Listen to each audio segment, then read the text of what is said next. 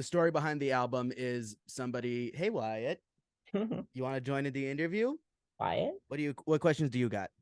He doesn't think, he just sits there. Hello, gamers. It is I, Veronica Vext of Cuddlepunk, back once again. I have a very, very, very special guest for us. It is the busiest girl in the Chicago scene. You know her from Rustring. You know her from Devon Kay and the Solutions. You know her from Direct Hit. Joram from Rustring is here. Joram, how you doing today? I'm doing great. How are you doing? I'm doing fantastic. So, as I just mentioned, you are in three different bands. I want to start with like the timeline of your musical career and your bands. Which one did you start first? With the order that they're in, and what are your duties in each band? So Rustring, I both the other bands I think predate Rustring, but I wasn't in them then. So Rustring, I started around like 2015, 2016. We kind of started jamming around 2015, and then I think we played our first shows in 2015 or 16. I'm sorry. And that's kind of been me and my drummer William Covert. It started just the two of us jamming, and we're the only two original members still. So that's been going on, yeah, what, for 7 years. And then um I joined both Devon Kay and the Solutions and Direct Hit around the same time. I joined Devon Kay and the Solutions first, like at the very beginning of 2019, in like February. They needed a fill-in bass player. So I played bass with them on the first tour, and then during that tour they asked me to play keyboards in the band without ever seeing me play keyboard. I was just playing bass and they were like, "Do you want to play keys in this band?" And I was like, "I do, but how do you even know I can do that?" So I joined them yeah, around then in 2019, and then a few months later I joined Direct Hit playing bass because their bass player and drummer had left, and Devon Kay is in both of those bands. So I'd kind of joined his other band, and then it kind of jumped right to Direct Hit. Oh, and then Rustring, I play guitar and sing in. So yeah, you play three different instruments in the three different bands that you're in. You sing and play guitar and Rustring. You do bass for Mhm. Direct Hit, and you do keyboards for Devon Kay and the Solutions. And I imagine that you have other duties in said bands at some point. What would you say challenges you the most from each of the three bands that you're in? Um, I think with Rustring, what challenges me most is like handling lyrics and kind of crafting like the emotional narrative of the band, where I'm not responsible for that in the other bands. But with Rustring, yeah, it's kind of like, oh, I'm creating the whole idea myself. And it's really nice being in other bands where that's on someone else, because that is the hardest part for me. And then in Devon King the Solutions, I like I think in that band I'm a little bit more like, I help Devon a lot with like, I don't want to say like songwriting, but more the arranging of the songs. He'll come with Your fully written. background vocals come through a lot in the Devon Kay songs that you're in, and they mix great with the band. Yeah, well, thank you. Yeah, so yeah, I do a lot of backing vocals with that band.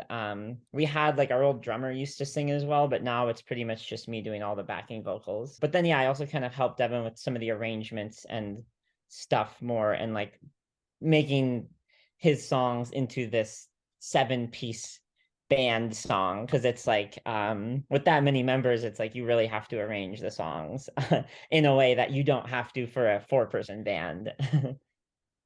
um and yeah, with Direct Hit, I feel like honestly like the biggest hurdle for me sometimes with that band is just endurance. It's like a fast punk band, and it's like playing those songs, playing one song once is like fine, but if we do a 45-minute set, it's like I am sweating bullets by the end every time. And if it's a hot sweaty venue, I'm it's like, I always bring 2 bottles of water on stage with me, and it's always like kind of this endurance test, which I do like pushing myself to do. I also remember when we were talking at your Burlington Bar show, you mentioned that your hands are not necessarily built for bass playing. Yeah, I think at least some bass players have like big hands. I mean, I think mine are more like average hands. I think if you had like super small hands, I can't even imagine playing bass. But yeah, I learning those songs that other bass players have written, some of the bass lines, and like learning just other songs. It's like for me, sometimes I can just tell I'm like, oh, that person has bigger hands than me, just from listening to it. Totally. So earlier this year, Rustring released their newest album, North of the Future. I want to make sure that you know, I've told you this before, it is my number one album thus far of this year. And I don't, there are not a lot of bands, there are not a lot of albums that have really come across so far this year that have really come close to beating it. There's a couple that might be Mhm. in contending, but that's absolutely my favorite record of the year so far. Well, thank Um, you for that. Absolutely. Mhm. Um, the story behind the album is somebody, hey Wyatt, you want to join in the interview? Quiet. What questions do you got? He doesn't think, he just sits there. Anyway, um the story behind North of the Future is, for anybody who doesn't know, person goes to Alaska for the weekend, they wake up in another gender's body, a crisis of gender ensues. What about specifically Alaska made you want to set the album there rather than any other place? I think like as growing up in America, it's like you have the 48 con- contiguous, whatever they call it, the 48 states that are all connected. Um, and then you have like Hawaii and Alaska, and those are always kind of like the things you hear about as a kid, and you're like, oh, like that's so far. Like I would never go there. And even now, it's like I've traveled so much of the continental US, but it's still going to like those places feels like kind of a like far off dream almost, more so than just being like, oh, I'm going to go to Florida or California, or even though those places are far, it feels much more like realistic to go there. um and Alaska is like, just again, as someone who grew up in like the Midwest, it's like I have always kind of had a love-hate relationship with the cold and the winter and stuff. And yeah, basically I was just like, oh, going to like a place where um you get much colder winters, and just things like that. It's more, you can't escape that kind of stuff in some of those places, like the weather and the cold. And it just felt like for me, like at the time of writing it, it was a place that would have felt, if not like I've never been there, but like it was like if I would have been there, it would have been like a full like reset of life. Like it's so far from anything around here that it's like, I don't know, that thought of kind of starting a new life and just leaving everything else behind is kind of what Alaska represents to me. One of my favorite songs on the album is Tiny Frame. You guys put out a video for that song pretty Mhm. recently. The video features mostly you, like, kind of just dicking around in VR for the Mhm. most part, like going through different activities and different characters and everything.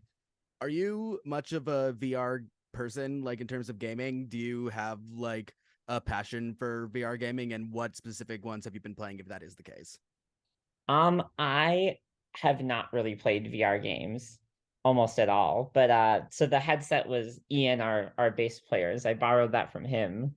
I don't own anything. I've touched the main one I played at other people's houses though is like Beat Saber. Like Nice. it's like DDR or whatever. But you do it with your hands and you're in the space in the virtual world.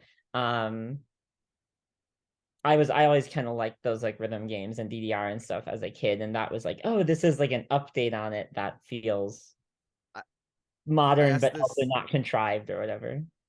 I asked this to everybody. Were you a Guitar Hero girly or a Rock Band girly? Oh, Guitar Hero for That's sure. the correct answer. Oh, Good job. Good job. You passed the Guitar test. Hero 3 specifically. Recently, I got to see you and Devon Kay when you were opening for Jer at Cobra Lounge. Mhm.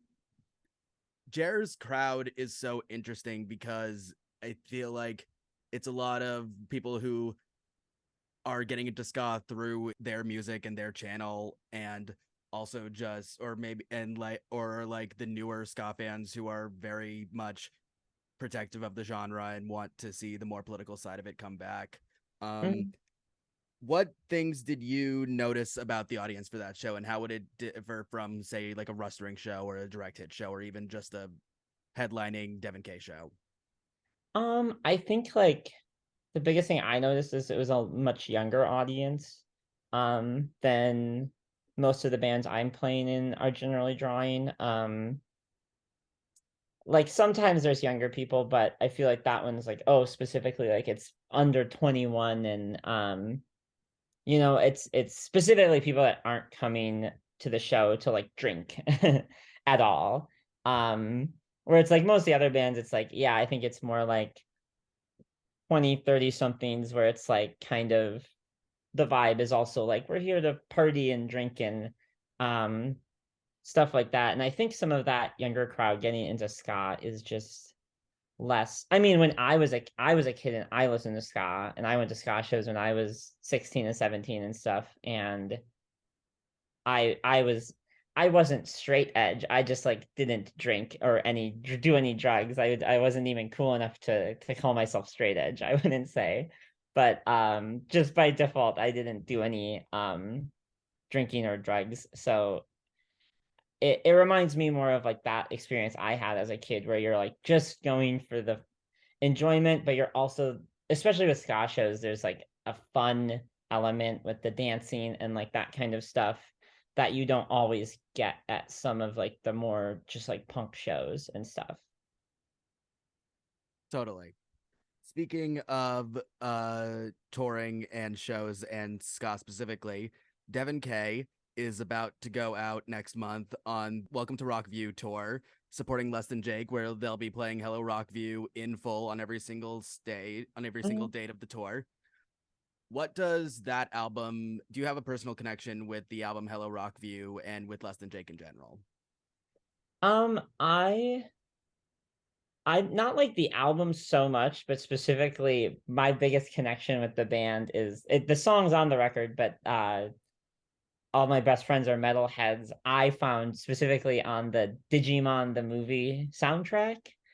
Um and that was like a huge, like, I don't know, I was 10 or 11, I don't really know. I'm probably Please tell aging me myself, please tell me all of your feelings on the Digimon the movie soundtrack.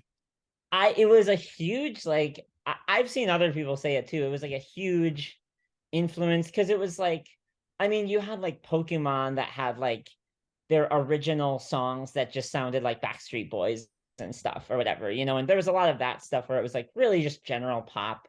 And then that soundtrack was like um Less Than Jake. I'm like, who else was on it?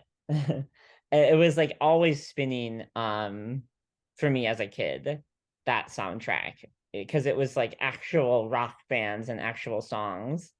And yeah, it's, oh yeah, Mighty Mighty Boss Tones, that's the other big one. The impression that I get is on that soundtrack as well. Yeah, it just felt like, at least, I mean, like in the 90s, it's like, or whenever that was, early 2000s, like you didn't just couldn't just like search these bands and find this stuff online. So it was like as a child, it was like, oh, like my parents bought me this soundtrack and I found this thing that's really cool on this. And there's like an element of like they don't even really know what's on this soundtrack. They just think it's for this show I like, but there's like these cool bands on it and stuff. And so that felt really like my own in that, in a cool way. And that song was like a part of that for me. So that, yeah, I feel like that was my biggest connection to the band and that album in a way, because that song's on that album. Fun fact, that album came out in the year 2000, 1 year before Shrek came out, and that album has All Star on it before it was in Shrek. So take that, Shrek. Um, all three of the bands that you are in are going to be playing Fest this October. I can't imagine like playing like threes. Are you guys all? Is it's spread out amongst the 3 days? I imagine like one band is playing each day. Well, so Direct Hit and Devon Kane Solutions are both playing two shows. Direct Hit's doing like an album That's playthrough, right. Direct Hit is doing two sets. and then we're doing a regular set, and then Solutions is playing like a cover set as well. So I have one set Friday, one set Sunday, but then I have three on Saturday. That's not That's the times aren't announced yet for it. So I'm not sure 100% what the timing will be, but Saturday will be a workout for me. I can especially imagine just in general being in three bands like that, it's gonna like cause a certain amount of like exhaustion and maybe even burnout. I can't imagine doing like 5 sets in the same weekend at the same festival, especially in Gainesville where it's gonna be muggy as hell. Like, is it something that you worry about, the burnout side of things? I try to keep myself pretty like grounded and chill as much as I can when I'm home, specifically so that when I'm touring and doing that kind of stuff, I don't feel as much of the burnout. And both Rustring's doing more like local shows, but the other two bands aren't doing a lot of local shows. So when we are not on tour, it maybe sometimes we're working on like new stuff, but there's not like a pressure of like um that there's like always something every couple weeks and stuff. And I like doing that just so that yeah, to put that burnout a little further away from me, because it is something I worry about a ton, and I have definitely had that kind of burnout before in my life. Um Especially when I first joined Direct Hit and Devon Kay and the Solutions, I was playing in like a couple other bands. There was like a in 2019, I was kind of in like 5 or 6 bands. And that was then I was like, this is burnout. Like I can't do this anymore. That was too much. So I'm pretty aware of that, and I try to keep myself, in check with everything. Absolutely. This is my last question for you, and this may not go into the interview depending on whether or not you want to answer this Mhm. question. Just because it relates to something that we had talked about personally a little while ago. So I had reached out about possibly doing a like little doc about you playing in 3 separate bands in the at this fest in Gainesville, Florida, as a trans woman, where Florida is kind of the like deepest part of hell for trans people in this country right now. What struck me so much was not you saying that you didn't want to do it, but your reasons for not wanting to do it and not wanting, I don't want to put this the wrong way, but like not wanting your transness to be like the focal point of your musical identity in Mhm. that way. And I was wondering if you would be comfortable like expanding on that idea a little bit more. Um, yeah, I mean, at least a little bit. I think I just like um at least for me, I am viewing myself as like first and foremost as just like a woman before I'm viewing myself as trans. Um, and it's like I am trans by like necessity, I didn't necessarily choose to be that way. And I don't know, I just kind of like I don't really want to like exactly I don't know, I just like You don't I want to make feel yourself the focal point of like the debate in any way. right. And I also am just like, for better or worse, I just like suck at like kind of political things or stuff like that. And so it's just like I don't really have anything new to bring to that conversation. Um, I'm literally just like a woman playing music, and it's like I am uh if other people can take things from that, then that's great. But it's like I don't really have anything to add to a conversation of like what it's like to be trans in these certain situations and stuff. I just feel like, oh, I'm just kind of living my life being me, and that's all I can really focus on at a certain point.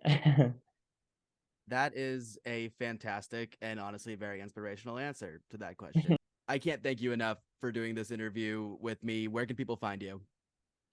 You can find me on Instagram. My personal one is my first name 3 times, Joram Joram Joram.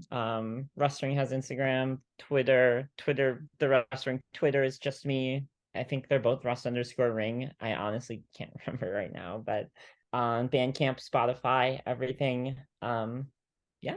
You can find me at Veronica_Vexed on Twitter and Instagram. I'm still switching over some of the socials, and as always, you can find me right here on Cuddlepunk. Please make sure to like this video. Please make sure to leave a comment, and please make sure to subscribe and especially hit that bell so you can be notified whenever I make a new video. Joram, I can't thank you enough once again. This has been Thank you. awesome. Mhm. I'm so happy that you came on the show. Of course.